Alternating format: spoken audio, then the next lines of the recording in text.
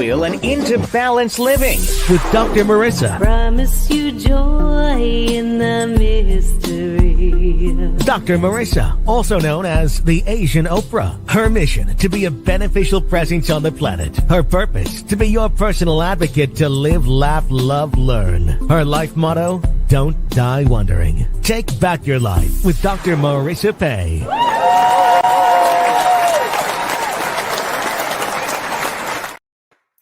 And good morning. This is Dr. Marissa, and you are tuned into Take My Advice. I'm not using it. Get balanced with me every weekday morning here on KCAA, NBC News, CNBC News, and NBC Sports Radio Station, AM 1050, FM 106.5, and streaming everywhere.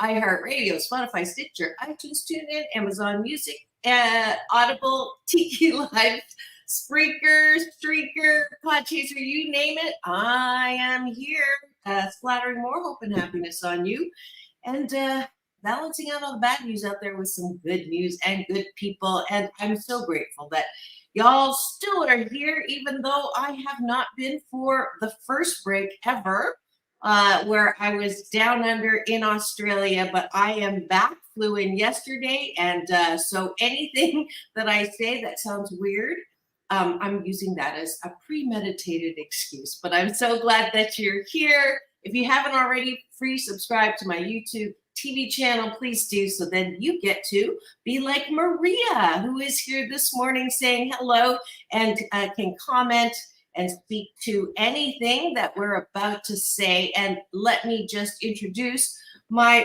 very special co-host on Wednesday. She is Dr. Tiffanie Tate, a U.S. Navy veteran. So, she's a published author, retired OBGyn from Compton, California, playwright, singer, poet, songwriter, and more. She's the author of several books, including an important children's book called Bad Touching. Please welcome back to my studio my fabulous Wednesday series, Doctors in the House, co-host Dr. Tiffanie Tate.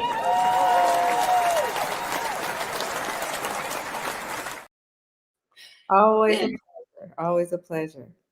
It is so wonderful to see you. This is my first live show back, and I have to say, I am so happy to be back.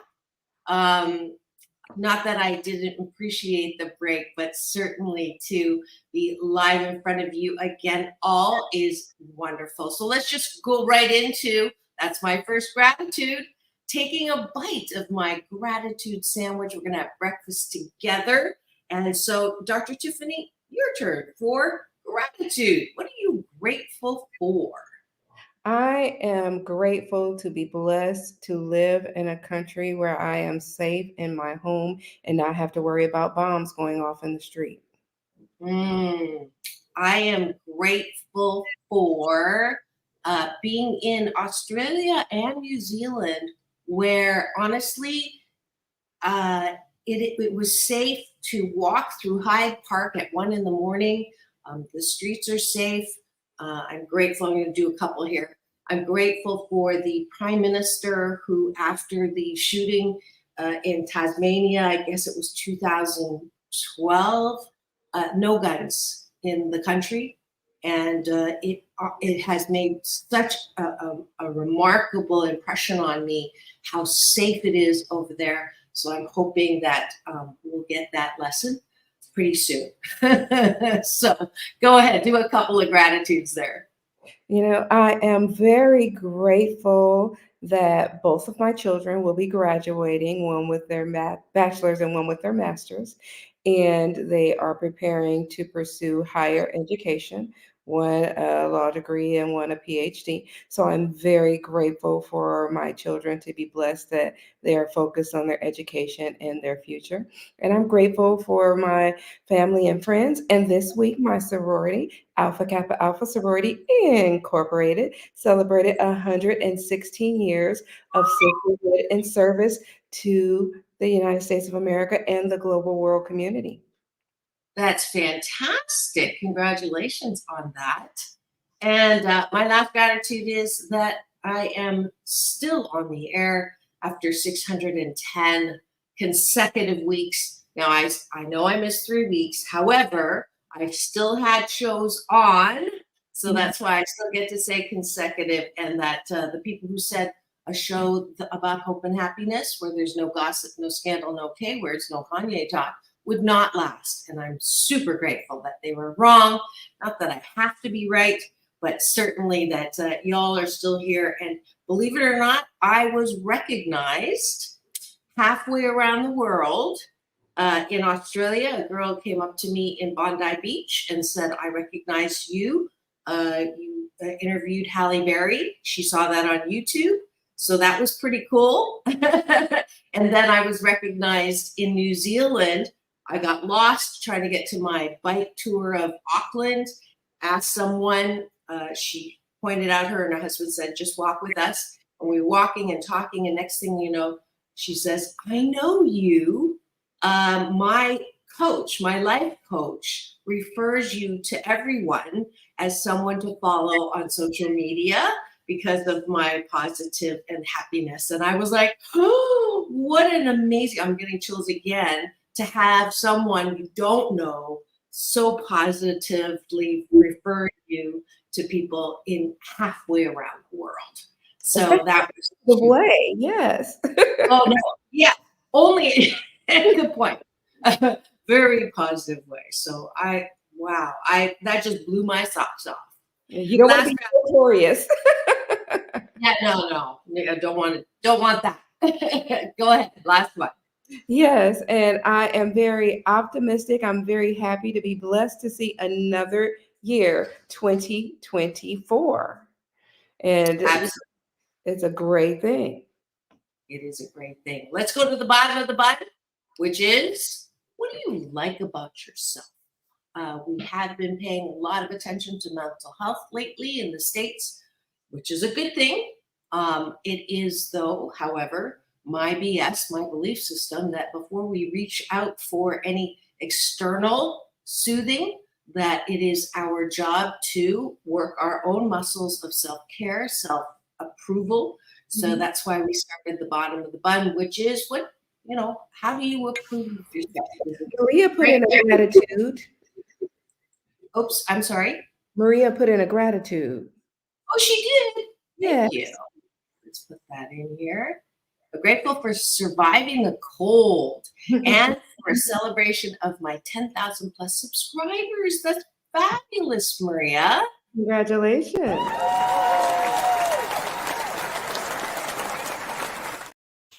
She has a wonderful show I've been a guest on, and it's Tea and Telly. I don't know if I said that absolutely correctly, but you can go ahead and put your particulars on there and we can get people to subscribe to that and take advantage of your positive show and your kitty cats. I appreciate my ability to be appreciative. What do you like about yourself, Dr. Tiffanie? I appreciate the fact that I am beginning to exercise my no and flex my boundary muscles. You don't say. Yeah. I try not to ask you anything.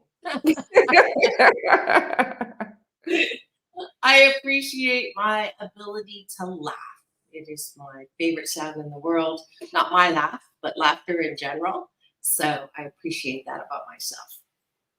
Okay. Well, I appreciate my humor, so I will test it out on you and make you laugh. How about that?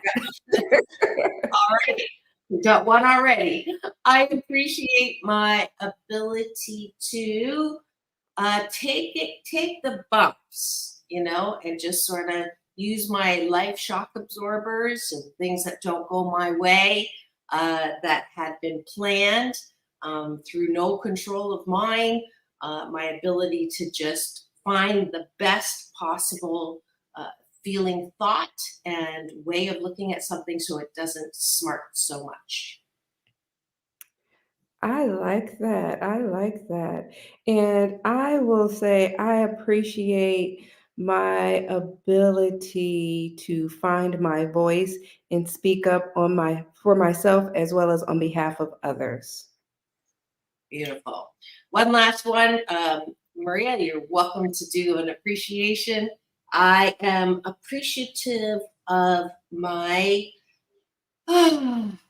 my soothing, self-soothing that I have learned how to, when I'm feeling a little bit off kilter, that I know how to change my focus, to use the art of neglect and not think about the things that I don't like and not look at the people that I don't like and just sort of recenter somewhere else until they become who they normally are. Because no one, including myself, is perfect.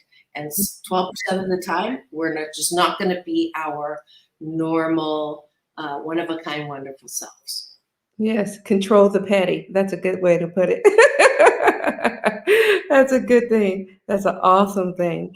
I appreciate my ability to share my gifts with others. I cook for people and I try to lend myself out to people, my compassion.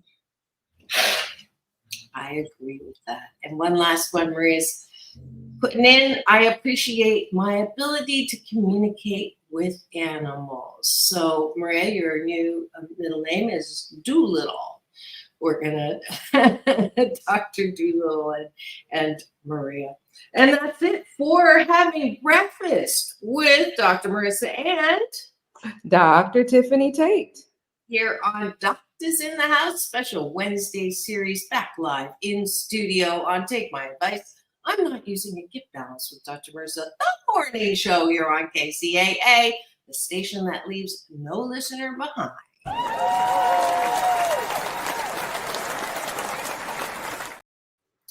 And there's a topic today. Dr. Tiffanie, take it away. What are we pontificating on today? Well, this is a new year.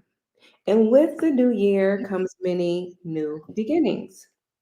Now, when we talk about new beginnings, a lot of times people rack their brains and say, what do I want to change about myself? And oftentimes we come up with resolutions. And a lot of times these resolutions can come and go, and they can vary from person to person. And what we're going to talk about today, or what are some of the main resolutions, and are these resolutions resolute? And what can we do to maintain them and focus on them and kind of bounce back and get into them when we fall off the wagon? So it would be a good topic. Absolutely. I just pulled up the 2024 statistic on New Year's resolutions. I know that you have several that are great that you'll be bringing up. But for this year, they say more, this is in Forbes, more people cite improved fitness as a top resolution, 48%, compared to improved finances, 38%, improved mental health, 36%, weight loss, 34%. I'm kind of surprised. Usually that's number one. And improved diet, 32%. I'm on a seafood diet. When I see food, I eat it. Women, 36%, and men, 36%, equally cite improved mental health as a top resolution for 2024. Yay! Breakfast with Dr. Marissa, then, is your prescription. Interesting. Your turn. Go ahead. I know you have a bunch of really great statistics to share. Well, my thing is, instead of mainly numbers, it's what do people feel about the resolutions? Because you can talk about numbers, but it's more insightful to talk about the rationale about why people want to do what it is that they want to do. Because if you really delve into the psyche behind it, then you can get back to the feeling and the rationale to whether or not they can actually adhere to being successful in achieving that goal. And it's hard to stick to a resolution and stay with it because the statistics show that most people stop the resolution within 2 to 3 months into the year. And when you start the year, you're gung ho. When you go to the gym, you're gung ho. Now, I do water aerobics about 4 to 5 days a week, sometimes 6 days a week, but definitely 4 to 5 days a week. And the class is usually packed. But as the year goes on, classes and attendance practically fall off. And if you start to delve into why people fall off, you have to say, okay, people get busy, they come up with various excuses, but their heart was really in it in the beginning. And you can say, okay, what can we do to help people be more resolute with their resolutions? And that is, should we resolve with resolutions? I myself no longer make resolutions. When I was younger, I did. I made resolutions every year. Now my resolution is to be a better me than I was the next year. I find that it's easier for me to do that. That way I don't let myself down. And a lot of times people stop with the resolution and it's hard for them to get back on it and commit to it because they felt, okay, well, I've already stopped. I can't do it again because I've already stopped and I might as well just let it go. And you don't have to let yourself down because you've already let yourself down. Yeah. The only person you have to please is you. And I figured, okay, should we resolve resolutions? Are resolutions really resolute? How can we attack this? Because it's all in your mind, and the only person you have to really please is you. Yeah. Yeah. True. The all or nothing works against you when you make any kind of promises to yourself. And I'll just use myself as a realistic example. I remember trying to quit smoking, and it was one of the hardest things I ever had to do. And I know there's people who say, oh, okay, in the new year, I'm not going to smoke, or in the new year, I'm not going to eat unhealthy things, or in the new year, I'm just going to watch my weight. I'm not going to have this, I'm not going to have that. And you go in gung ho, as you said, Dr. Tiffanie. I am resolute. I am definitely not going to, and I'm going to set up systems where I'm not going to have anything in the house that will, counter my resolution.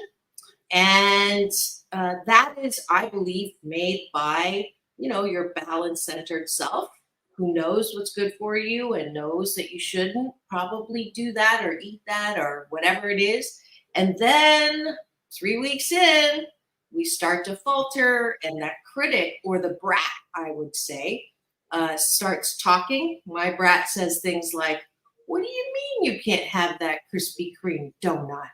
What do you mean you have to go work out in the gym? What do you mean you have to, who's the boss of me? You're not the boss of me. And then the critic is like, you can't do it. You've tried doing this before, but you're gonna fall apart. You're gonna pick up that cigarette, and the brat's like, well, what's one cigarette a day? That's not a big deal. That's not gonna kill anybody. And then the next thing you know, you've broken your resolution. You weren't resolute. And then the same voices that said it was okay turn on you and start beating you up. See, told you, the critic says, I told you you wouldn't be able to do this. And the brat's like, well, who gives a flying fork through a rolling donut anyways? They're not the boss of you. You can do whatever you want, and good for you. And so the confusion, that balance-centered self, is gone. And then we go extreme. Well, you might as well just gain 50 pounds because nobody really, you can't, you just let it go. Just let it go. Just quit trying. And that I call the labyrinth, or that's the trap of perfectionism. Perfectionism procrastination. I've always wanted to be a procrastinator, but didn't get around to it. And then paralysis. Why bother? Because I'm going to fail anyways. So yes, I agree. Absolutely. It's the mind that messes you up. And in my balanced approach that I talk about all the time, that's in the book, 8 Ways to Happiness from Wherever You Are. I'll give you a little plug. I stole that of the books, Dr. Tiffanie. So the book sightings that I had in Sydney, they all gone. So we ran out of books, which is great. I'm really grateful for that. But that is the formula to explain for me why it's so difficult or why people fall off the bandwagon in about 3 weeks. Go ahead. Oh, absolutely. Because when you start out, with the resolutions, New Year resolutions, you think about where I want to see myself in the future. And you have this beautiful idea. You're thinking, okay, I'm X weight. I want to be Z weight. And I can see myself with this different type of shape or this different type of figure. But then you do see this beautiful dessert in front of you. And that willpower is like, well, okay, I'll take a pinch, then I'll take a bite, and then the whole dessert is gone. And while you're conflicted, and it's really hard for you to try to embrace that wellness idea because you have all these different emotions and you have the gremlins in your belly going off that are like, feed me. And you just don't know what it is that you really want to do because you are fighting yourself on the inside. And I think that when you're trying to decide what you want to do, when you go to the gym, how much time do you want to spend at the gym? When you're trying to decide, okay, I'm going to write this book this year. I'm going to dedicate this amount of time every day, every week, what it is I'm going to do. I think it's hard to figure out what it is you want to do. So when you make a resolution to be true to yourself, there's that statement, to thine own self be true. How is it that you're going to be true to you? The only person who can truly be true to you and love you is you. So when you're trying to say, I'm going to make a resolution, do you want to make a resolution or do you want to make a promise to yourself? And if you're going to make a promise to yourself, do you want to make a whole laundry list of things? Or do you want to make one thing at a time and make it practical? And when I was looking up different things about what you can do to make yourself successful in keeping your resolutions, I found a myriad of what you can do to help you through this. And it And was we have a comment here from one of your sisters okay. that will, before you go through that myriad of list, she says, yes, the flesh is weak. LOL. Thank you, Jerry, for that comment. It is absolutely weak. My flesh is particular. It has weaknesses for certain things, designer, or certain things, Chinese food for sure. And I think that is part of the process, is to be kind and not say you will never have whatever it is that you really like, that you have a weakness for ever, because then for me, it's like a punishment. I can never have something that is God-given in my life, like it's there. So the moderation or the balance is certainly the message I'm hearing that you're bringing up as well, Dr. Tiffanie, is like not an all or nothing kind of thing. Oh, absolutely. Even when I would talk to my patients about dieting, I would say you need a treat day, not a treat week, a treat day or a treat meal, depending on what your goal is. You would say, okay, I'm going to diet on these days, and on this day, it's going to be my cheat day or my cheat meal, and I'm going to and plan it. I'm going to have this, this, and this. That way, you have something to look forward to. And it's easier when you're working towards something and you have a goal that you're working towards. And it's easier to incorporate that into your life as well.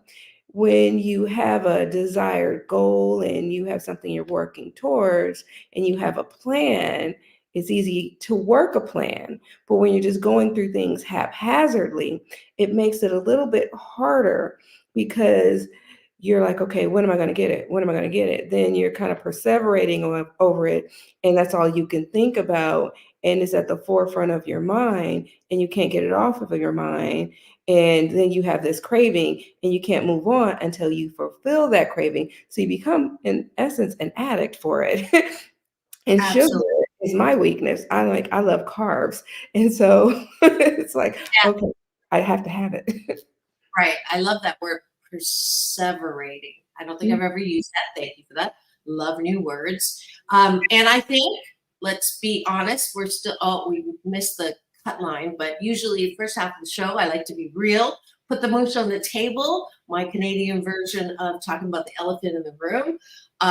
For me, it's good to be real about the things that sort of sideline me so that I am 88% good at not having flour.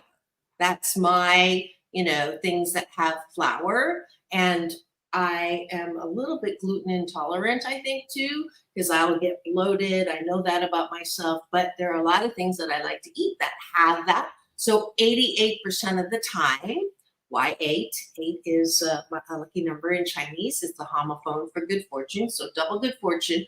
88% of the time, I don't eat those things that I know are not good for me.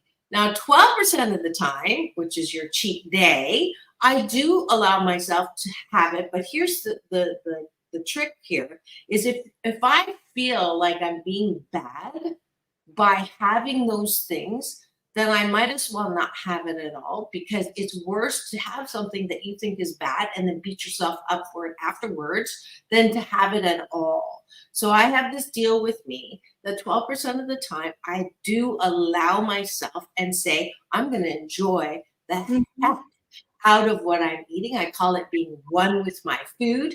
If you're on my social, Doc Balance on Instagram, Dr. Marissa everywhere else, then you'll see me actually be one with my food, whether it's good for me or not, because I want to really enjoy that 12% of the time.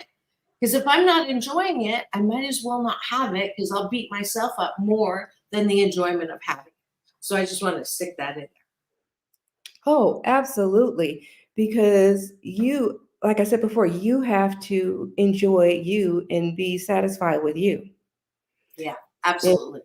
And so if you're going to put yourself in a jail cell and punish yourself for it, then just don't do it.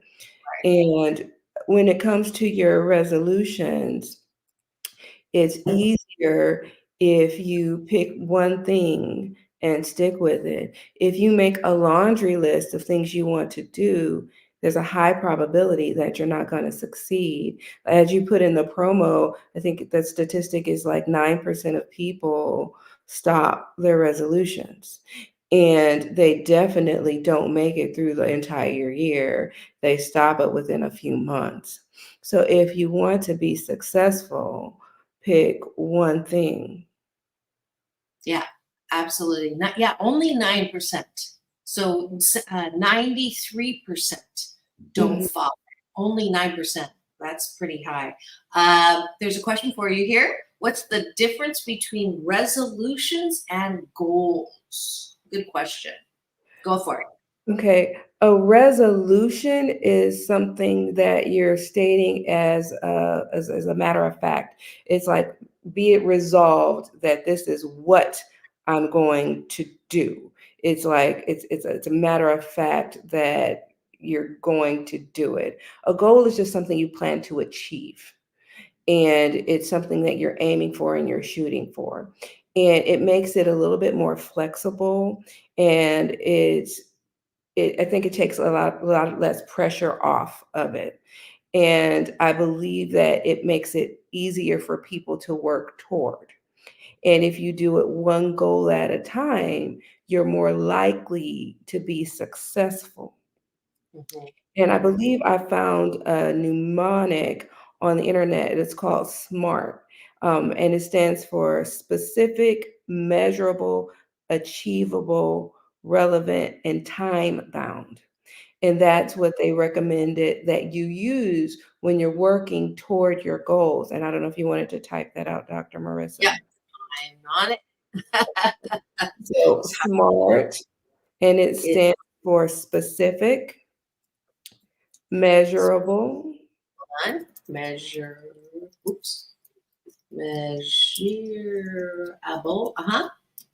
achievable, achievable, yep, relevant, relevant, A-N-T or E-N-T? A&T, Got it. and And time. time bound. And so when you're working towards a goal, and if you wanted to apply it towards a resolution, you could, but specifically towards a goal. So say, for instance, if I'm going to write another book, I can say, I'm going to write this book. I want to have it written within the next 3 months. That is the goal that I'm giving myself. But if it's done in 4 months or 5 months, it's okay. But I'm giving myself a goal, and goals can be flexible. But it's a measurable thing that I can do. It is something I feel that is achievable, and it's relevant to something that I can do. And I've put something that's within a time specific period. Mhm. It, or if I said, okay, I want to lose 5 pounds within the next month or two. It's something that is specific, it's measurable. I can say, okay, I'm going to cut back my calories. I'm going to exercise 3 times a week. I'm going to eliminate bread and cut back on my sugar, or eliminate sugar and bread from my diet. I'm going to have meatless Mondays, fish Fridays, and increase my water on Wednesdays. I'm going to do these things, and this is going to help me lose that extra 5 pounds. And then I'm going to measure my waist and see, either I'm going to lose X amount of weight, or I'm going to lose at least a half inch off of my waist. So these are measurable things that I can actually measure and see what my dietary changes have yielded me. So these are things that I can do that will actually yield results. Mhm. So Mhm. that's where that SMART thing comes in. Cool. To piggyback for Jerry and your question, I think the way that Dr. Tiffanie has been presenting the resolution versus goal is resolutions are a little harder on ourselves, and they're very absolute, all or nothing, whereas goals are a little softer and have a little wiggle room, so that we're not like beating ourselves up should we not follow the resolution perfectly. Is that about what you've been presenting? So it's definitely what we want to do. The fundamental is be kind to ourselves. I think when we do set ourselves up for almost failure with resolutions, that's the part we're trying to encourage those who are tuned in right now to take my advice. I'm not using it. Get balanced with Dr. Marissa, the morning show here on KCAA, NBC News Radio, AM 1050, FM 106.5, and streaming everywhere. iHeartRadio, Spotify, Stitcher, and my free subscribe YouTube TV channel, where you can not only listen, but watch and comment as well. And we are talking about resolutions. Did you like the way I segued into that? And remember to do it.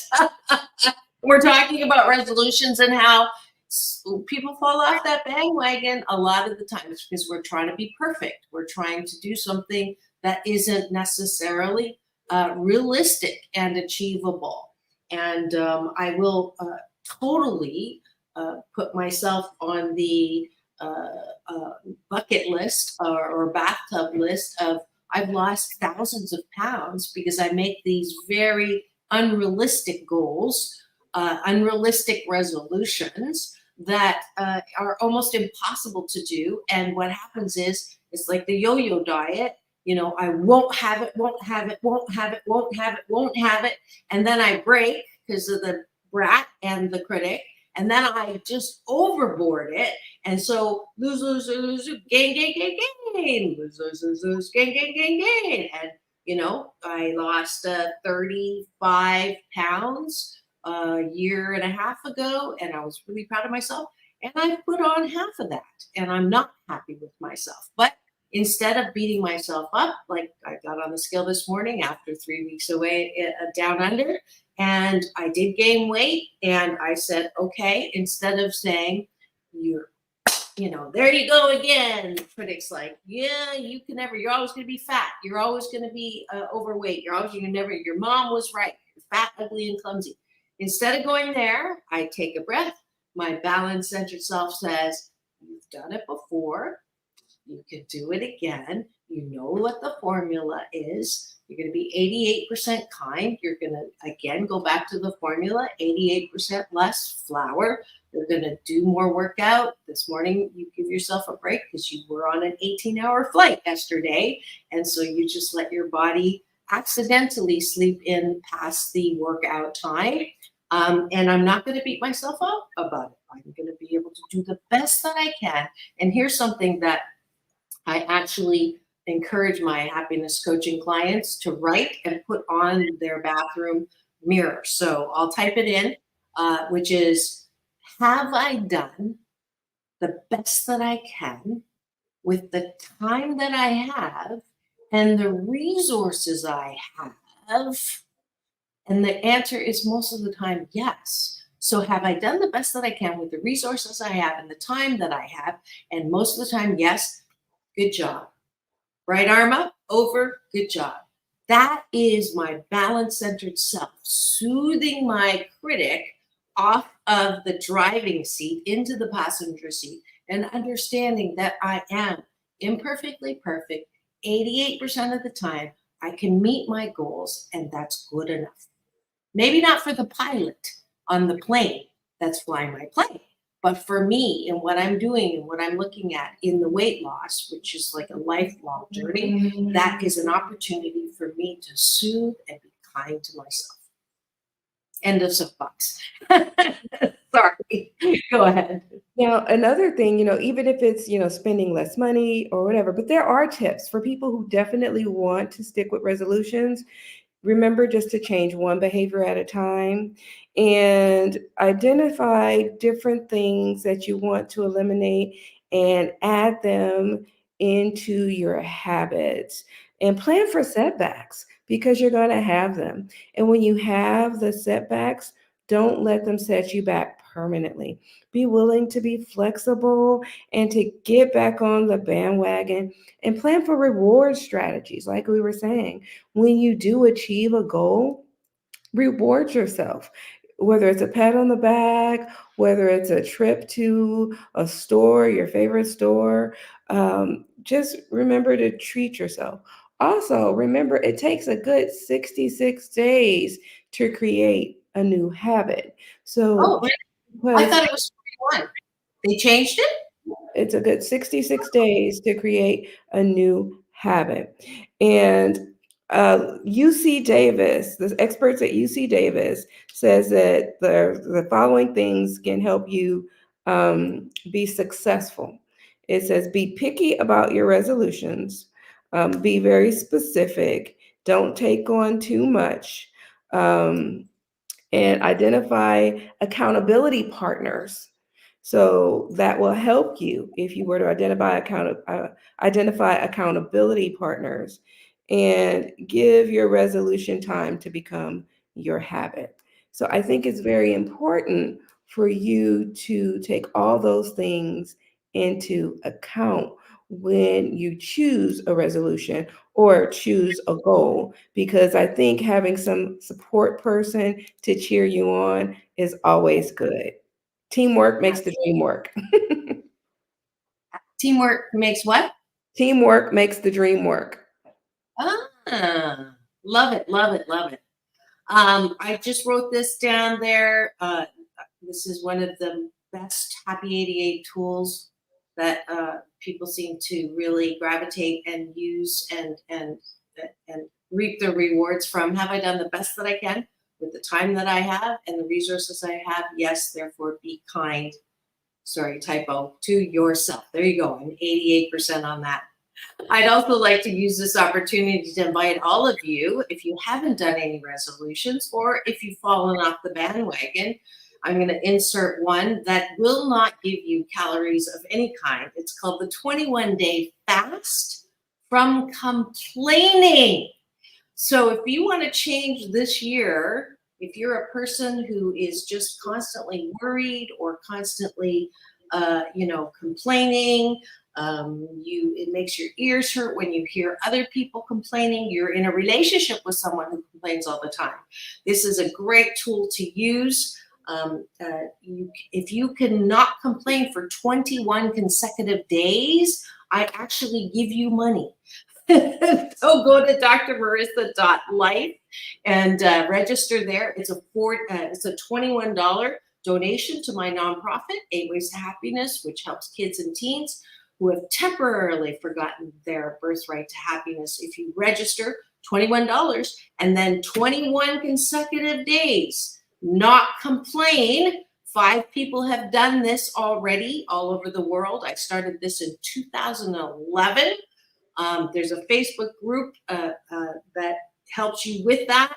And there's 21 days worth of helpful videos on my playlist to help you with this. So if you want to try something a little bit different that's not got to do with weight or health, eating healthy, this is for you. And I promise the side effects may involve a little more laughter, a little more happiness. I had one person who actually told me they had better sex because neither in the couple were complaining so much and they were appreciating each other. And so, hey, you just never know what's going to happen if you join the 21-day fast from complaining with Dr. Marissa. Sounds awesome. I say sign up, people. Do you want to sign up? Do you want to try it? Yeah. Yes. I could do that. I think I should challenge all of my co-hosts.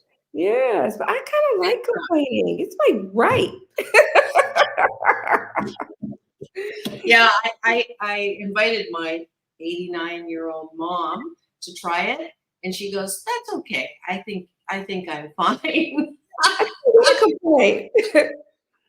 Have you watched? Oh no! I know you haven't watched the news. Have you heard the news? I need to complain. Exactly. That's why I don't watch the news. Welcome, Troy Pacelli. He's saying that he's missed the Dr. Marissa show. It's so nice to have you. I actually tuned into his show when I was traveling in Australia, and he had a little bit of a funny reaction. He couldn't believe that I was tuning in from, I guess I was in Australia at the time. But welcome back to the Peanut or Cashew Gallery. Maria was in the Cashew Gallery earlier. We've got Jerry. Where's Jerry hailing from? I know she's from the Empire. She's local. She's here. IE in the IE. Well, welcome to all of our streamers. We love you. Just go to drmarissa.life, free subscribe, and you'll get the ability to get some love here on the show. And did you have more? We're coming up on our last finals. I know you prepared a lot for this. Yes. And so basically, I wanted to say again, when people are preparing for their resolutions or resolving their resolutions, like moi, I think it's important to see where you are and see where you want to be in the future. And when you do fall off, because the probability and statistics suggest that you are likely to fall off, be willing to get back on, be willing to mold and modify your resolutions and create new ones. And it's okay. because the only person you have to satisfy is you. And be true to yourself. And I think that when you are willing to make a new resolution and or a new goal, think about what you want to do with yourself. Again, life is dynamic and is always changing, as is the world.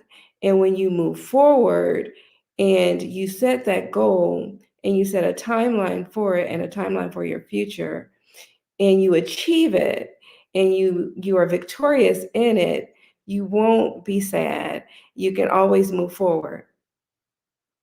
Good job. Good words.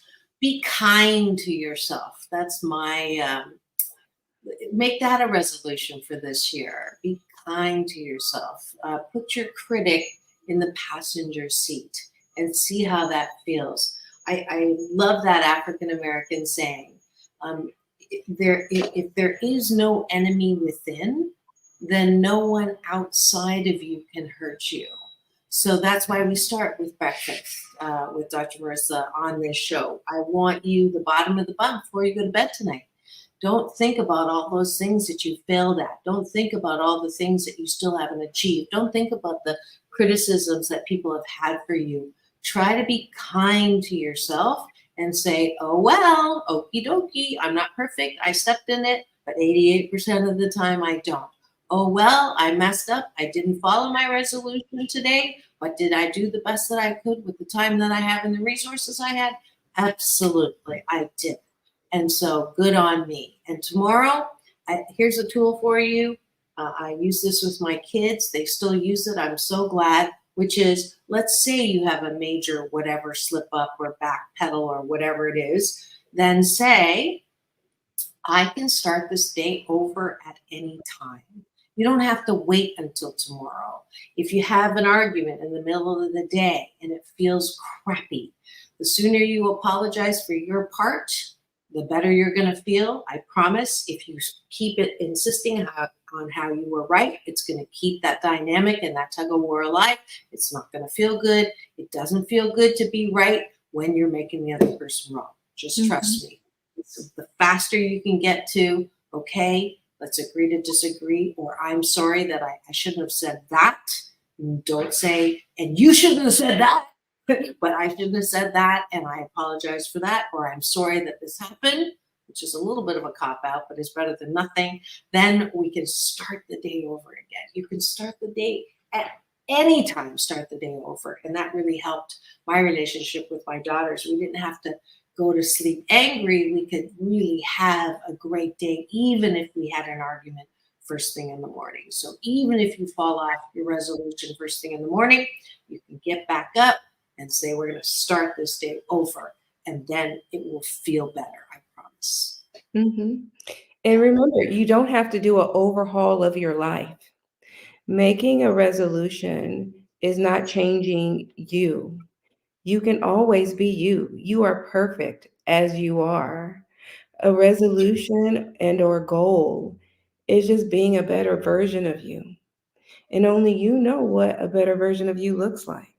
So again, you do not have to overhaul who you are. Just decide where you want to be in the future. Do you want more money in your pocket? Try to spend less. Try to save more. If that's something easy. Well, maybe not for me. I like to spend money. But even for me, I can try to cut back. I can try to save more. I can do better. We can all do better. We can all make little modifications. And it's just a matter of being real with ourselves, holding up that mirror and looking in it and saying what it is that I want to do and where it is that I want to see myself in the future. And like I said, I stopped making resolutions. It's okay for you to keep making them if that's where you want to be. And it's okay if you fall off the wagon. Just get back on it. And don't say, oh, just forget about it. I'm not going to go with that goal. Don't be afraid. Don't be afraid to start over again. Yeah. That all or nothing thinking. And perfectionism is a dis-ease. And I'll be the first one. I have that dis-ease. I work on it. I try to be perfect. And that is a dis-ease, because I'll be happy when I'm this weight. I'll be happy then when I have this much money. I'll be happy when, and I'll tell you that when keeps moving and is the highlight of the dis-ease. So if I can say that I'm imperfectly perfect, that I am 88% fabulous, 12% of the time I step in it. Oh, well, then I am happier with who I am. I work religiously, even though not that word in particular, but I am very, very concerted in my effort to be okay with my imperfections. And when I do that, then I'm not as angry when I fall off the wagon. When I fall off the wagon, I can say, okie dokie, this is the part that makes me human. And then when I have an interaction with someone who is off their wagon, I can also say, okie dokie, they're normally not this blank, so I'm just going to cut them at 12% slack right now. And that will also absolutely help. I'm going to leave you with my final word, the tool called that I learned from Dr. David Simon, who was the co-founder of the Chopra Center with Dr. Deepak Chopra. I was honored to be at his living memorial. And he said something that I try to live every year. I renew it. Before I open my mouth and say anything, I ask myself 3 questions. Is it kind? Is it true? And is it necessary? So that takes out anything brutally honest, right? But I ask myself, first, is it true? Actually, that's the order I ask it. Is it really true? Or did I read it somewhere? Have I done the research? Is this really true? Or is it biased news? That's first. Second, is it kind? I don't care what it is. Is it benefiting for me or that other person to even talk about it? And then 3, is it necessary? I found that 80% of the things that I want to say really are not necessary. So that's my Happy 88 tool. Final word from you? My final word is, it's a new year. Be kind to yourself. Have a happy, prosperous, blessed new year. And no matter what, you are valuable, you are beautiful, you are honorable, and there's nothing that you can do to let you down. Just keep trying to be the best you that you can be. Appreciate yourself, love yourself, and be the best you that you can do. That's it. Boo. Absolutely You. do. Thank you so much for tuning in today, especially the streamers who have really been wonderful contributing to the show today. Yes, absolutely happiest, 88% happy on this new year, 2024. It's going to be the best year ever. And thank you so much to my co-host in Doctors in the House, Dr. Tiffanie Tate, for joining me live after an absence down under. And let me just take a look at how much time we are in our final minute. Thank you so much for joining us. Don't forget, tomorrow is Straight Talk with Dr. Marissa and James Hawthorne. I hope you have the best day ever. And it's all about balance. Peace in, peace out. World peace through inner peace. Now go and have the best day Ever. ever. We'll see you tomorrow.